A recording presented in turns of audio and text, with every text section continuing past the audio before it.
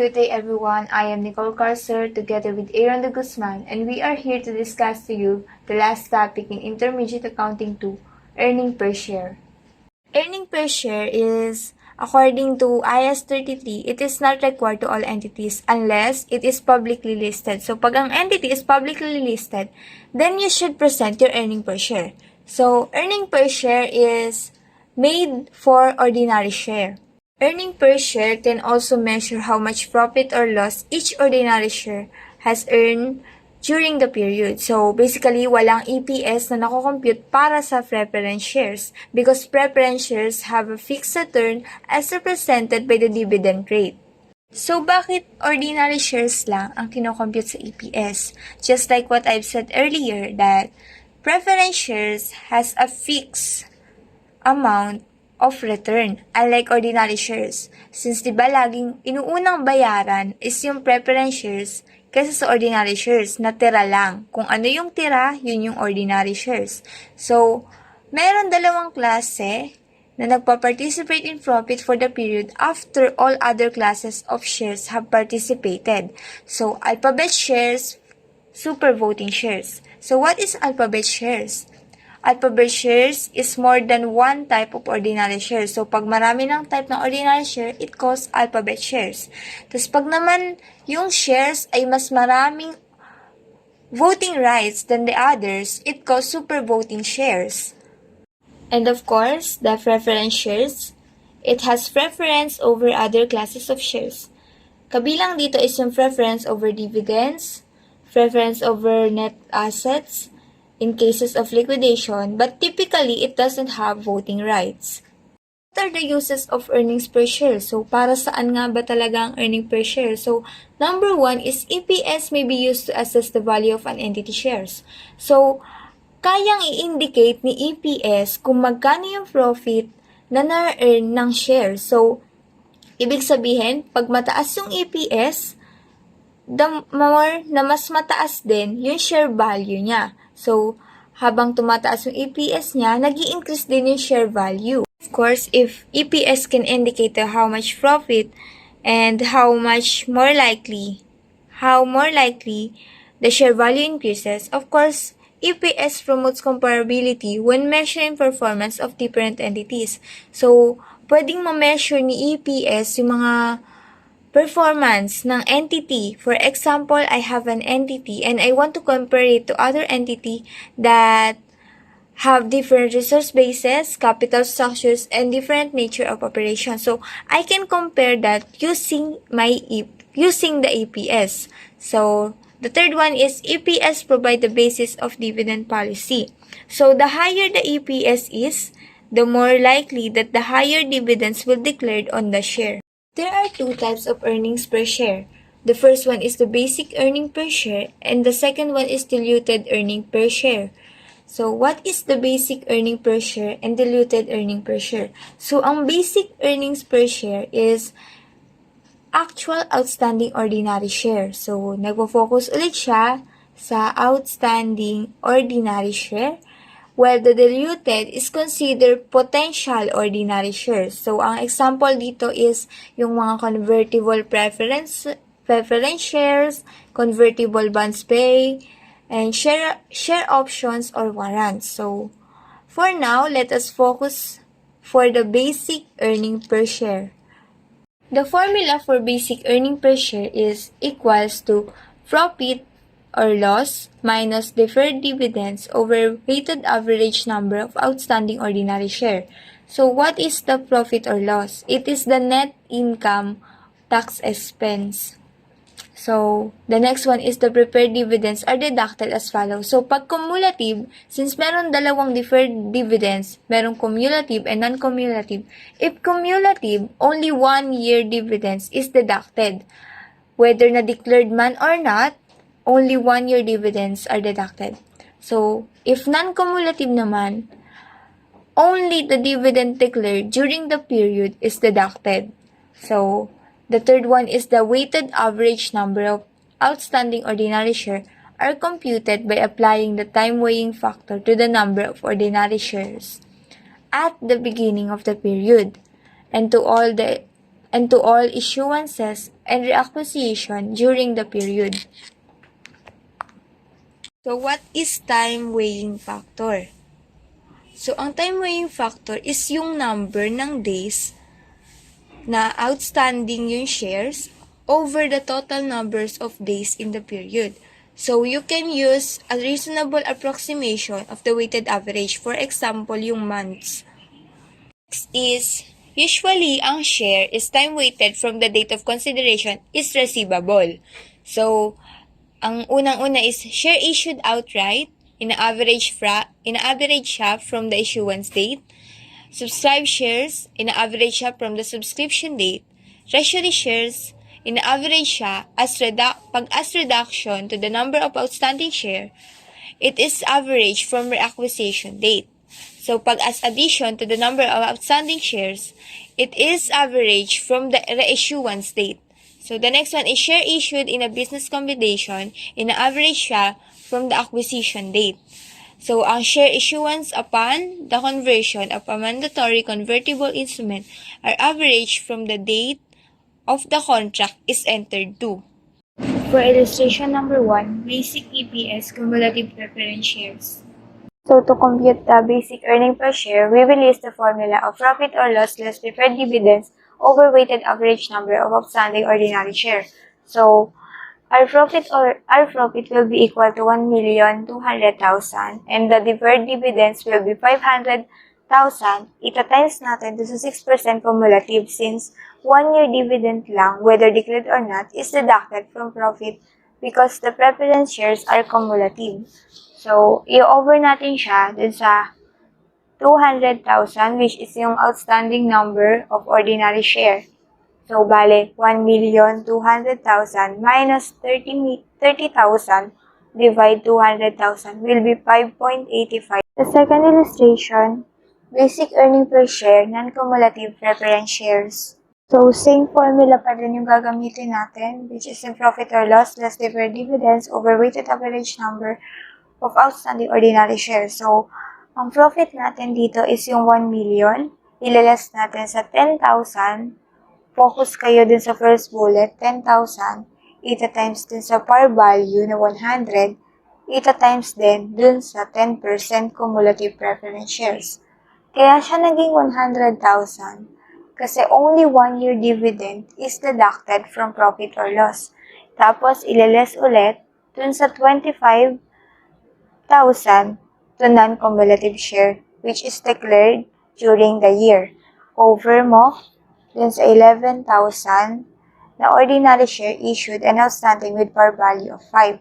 Pero i-disregard na yung 5, only the 11,000 lang yung papakalaman natin dito. So, basic earnings per share equals 1 million minus 100,000 minus 25,000 over 11,000 will be 79.55. So, kung pagtatakahan nyo, doon sa non-cumulative preference shares, kung 25,000 lang yung nilagay, it's because dividends in arrear are ignored, both cumulative and non-cumulative. And dividends declared on ordinary share are ignored because these dividends are properly considered as return. The third illustration, participating preference shares. To compute the basic earning per share, we should allocate first the basic dividend. So, preference shares and ordinary shares. Tapos yung excess, i-allocate pa rin natin hanggang sa wala nang matira dun sa profit. Tapos, para naman makuha ang basic earning per share, yung basic dividend and yung participation will be total for both preference shares and ordinary share. Then, i-divide natin siya sa weighted average outstanding shares which is 50,000 and 100,000. So, ang nakuha nating allocated earnings will be 800,000 for preference shares and 400,000 ordinary share. I-divide natin yung preference shares sa 50,000. The total will be 16.00. And for ordinary share, 400,000. I-divide natin siya sa 100,000. Then the total will be 4.00. Yung participating shares are entitled to profit in excess of their fixed dividend rate. So, tinitreat siya as special ordinary share. So, this EPS information for the participating preference shares is presented in financial statements. Illustration naman is still participating preference shares but on a per share basis. Ang solution natin dito is almost the same lang ng katulad kanina. Pero pagdating dun sa excess ng participation, yung preference shares and ordinary shares ay kailangan natin i-allocate on a per share basis. So, katulad ng example dito is, let Y allocation to each ordinary share. Therefore, allocation to each preference shares is equal to 1/4 of Y. So, 330,000 equals Y times 100,000 ordinary share plus 1/4 Y times 50,000 preference shares. So, 330,000 equals 10,000 Y plus 12,500 Y. So, magiging i-add natin yung dalawa, yung 10,000 to 10,000, 100,000 plus 12,500. Then, i-divide natin yung 12,500 Y to 330,000 para makuha natin yung Y. So, ang magiging Y natin is yung 2.9333. Get the basic earning per share. So, we will total the allocated earnings for both preference shares and ordinary shares. So, basic dividend plus participation. So, for preference shares, ang naging total natin is 536,667 and for ordinary shares naman is 693,333.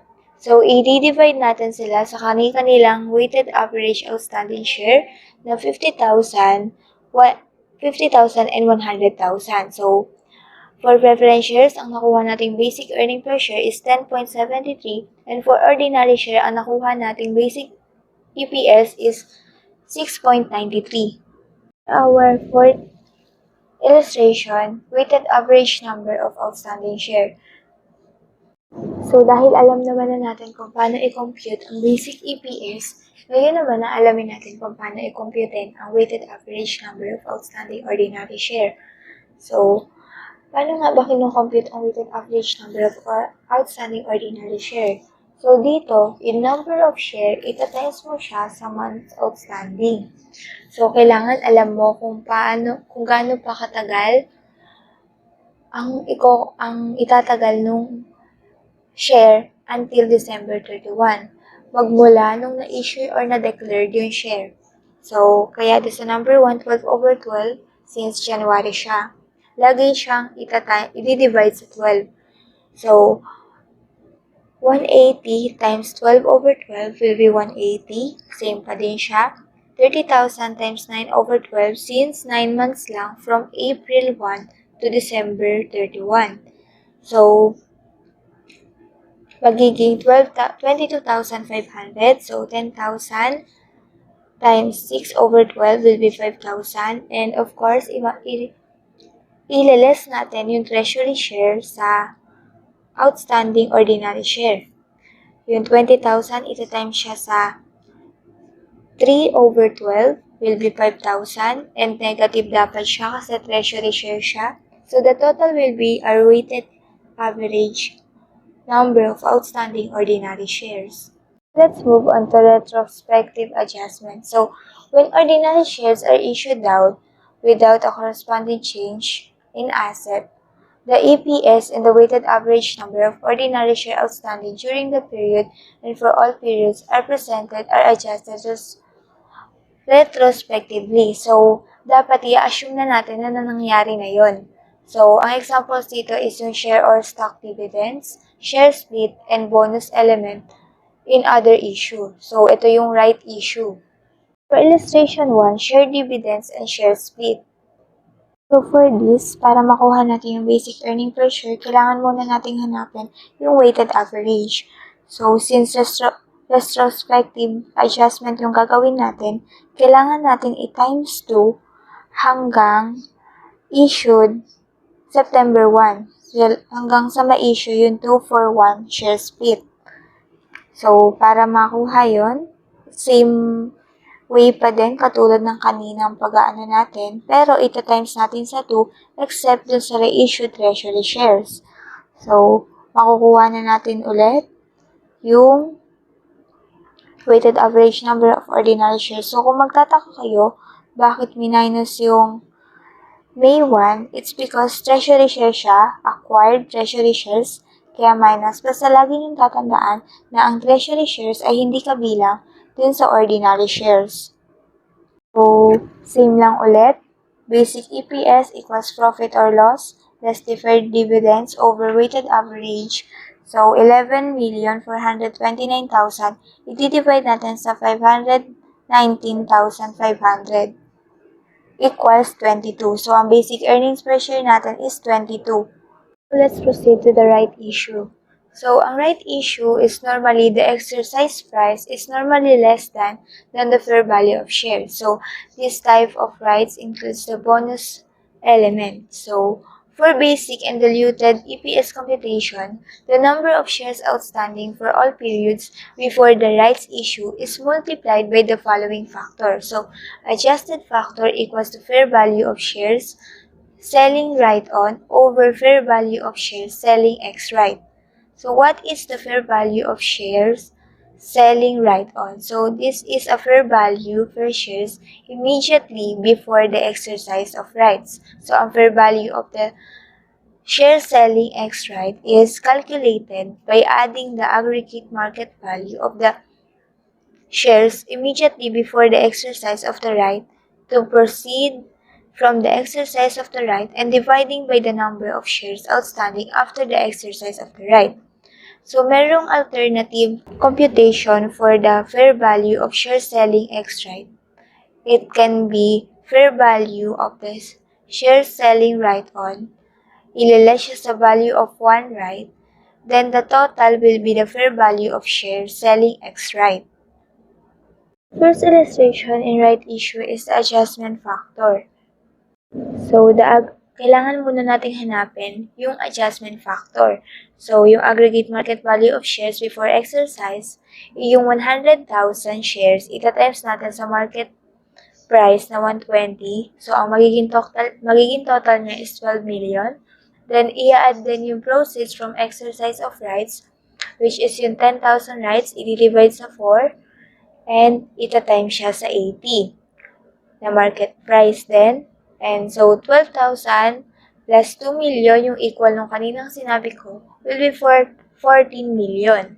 So, i-divide naman natin yon sa outstanding share after exercise of rights, which is, para makuha yon, ita-times natin, ipa-plus natin yung 10,000 shares before exercise sa 10,000 rights divide 4 per share. So, ang magiging total niya is 125,000. So, 125,000, i-divide natin sa 14 million. Ang magiging fair value of selling X right will be 11,200. So, 112 yung magiging fair value of shares selling X right. So, the adjustment factor will be 120,000, which is yung selling right on. And i-over natin siya dun sa X right, which is 112. Then, using the formula, there is also alternative solution, which is a little bit longer than the definition formula. So, dito naman is yung kailangan natin i-less yung value of one right dun sa selling right on, which na nasa given. So, para makuha yon, yung value of one right, the fair value of share right on, ima-minus natin siya sa subscription price, i-divide natin sa number of rights needed to purchase one share plus 1. So, value of right will be equal to 120 minus 80, which is in subscription price, i-over natin sa 4 plus 1. So, 40 divide 5 will be 8. So, same lang din nung kanina. 120 minus 8 equals 120. So, magiging adjustment factor pa din is 120 over 112. To compute the weighted average number of ordinary share outstanding, so yung Sa January 1, ika-times natin yung 100,000 times sa nakuha nating adjustment factor, ita-times natin siya sa 3/12. Ang magiging total niya is 26,786. And then sa April 1, 125. So if you wonder, paano nakuha yung 125? It's because it is immediately after the exercise of rights. So, paano nakuha yon? Ordinary share before the exercise of rights, 100,000. Ita times, ipa-add dun sa share issued on the exercise of rights.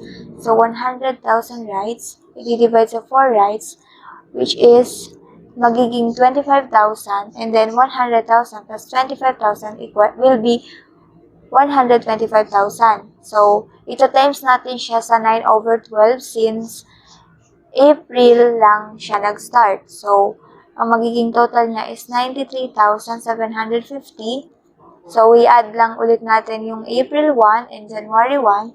Ang magiging total niya is 120,536. So, ang basic earning per share naman is computed as, so profit of the year, nasa given naman siya, 900,000, and i-divide naman natin siya dun sa nakuha natin kanina na 120,536 na weighted average. Ang magiging total niya is 7.47, which is yun na yung basic earning per shares natin.